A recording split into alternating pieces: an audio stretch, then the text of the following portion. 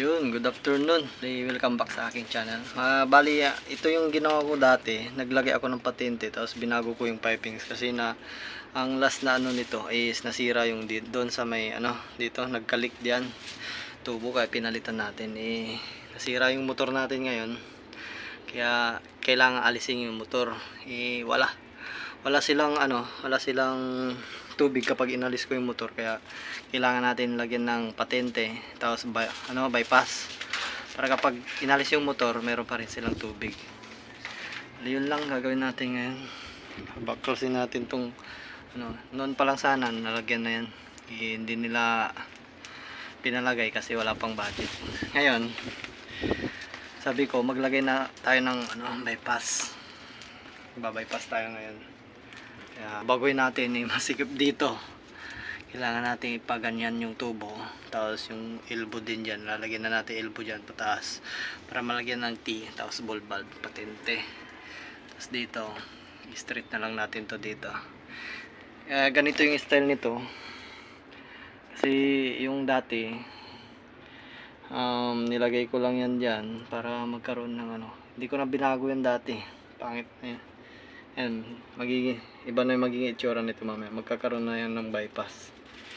Okay, mamaya na lang.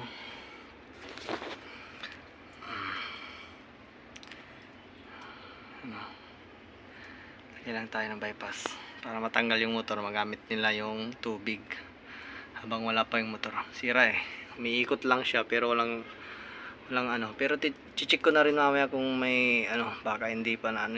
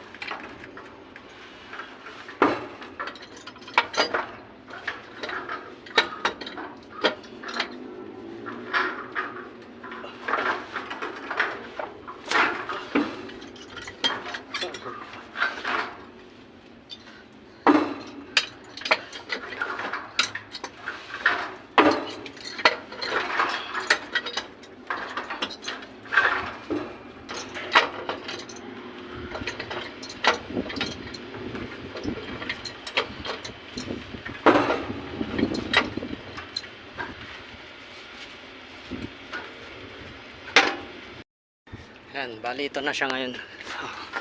Nalagyan ko na siya ng bypass. Bali, ang nabago lang dito is yung mga dito. Natanggal yung ball valve. Tapos, andun na yung iba. Ayan, bago na rin yan. Yun, luma yan. Yan lang yung luma. Tapos ito, bago na to. Tapos yun, ito. Ayan. Ni-reduce natin siya. 1 and 1/2 lang yung niya, yung intake niya, tapos ni-reduce na sa DDoS. Yan, ito ngayon yung bulb valve. Papatayin mo yung bulb valve na yan, tapos ito, tapos i-open mo to. Ito na yung bypass ngayon. Yan, ito yung papasok dyan pababa. Kapag papaanda rin naman yung motor, open lang to, open to, i-close lang. Yan, bali ikot na yan sa motor kasi bukas